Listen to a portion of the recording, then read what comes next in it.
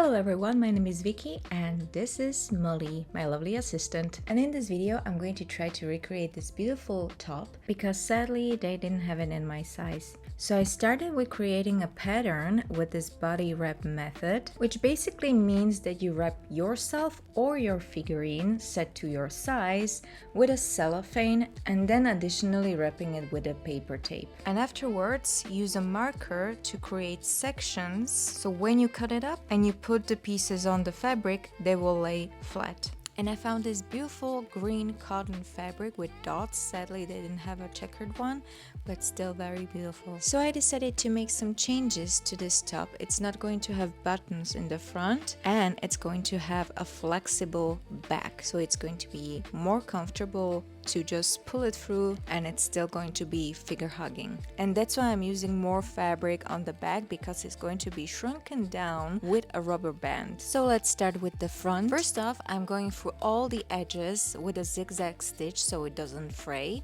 And here I'm going to show you a small trick that I found. So first off, I'm going to connect the pieces with the right side up. Then I'm going to turn it around, tie the stitching, and go through it again from the inside, from the wrong side. And if you don't have an overlock, this is how your piece can look a little bit more professional. Now let's move to the back. And here I'm going to use a rubber thread that goes into the bottom part, and the upper part has a normal classic cotton thread. And you go along the whole piece of fabric, so by the end of it you have a nice stretchy segment. That's why we needed a longer piece, because it's going to be bunched up at the end. And now I'm going to connect the back piece to the front piece the same way, so right side up first and then turn it around, wrong side up again, hiding the threads. Now for the sleeves I'm going to create a pattern using this paper that usually you see in your doctor's office, but it's very good for pattern making. And I just went on Pinterest to find some puff sleeve patterns to replicate it.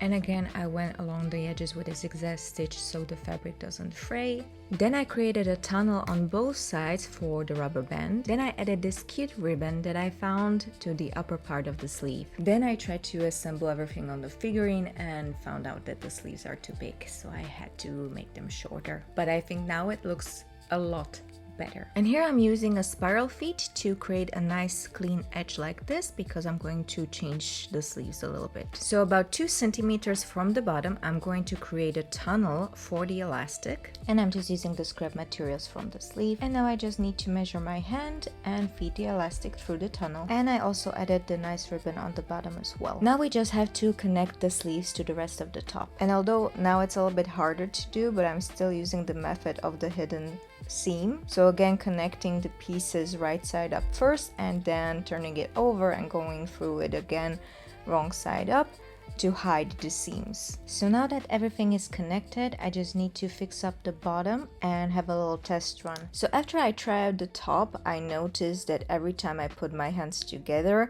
my cleavage is showing a little bit too much. So I decided to put another rubber band right along the cleavage. And we're done. And this is the reason why I decided to start sewing. If I want it, I make it. And you can alter the design according to your preferences or body type. But what do you think? Let me know in the comments down below, and we'll see each other in the next video. Bye!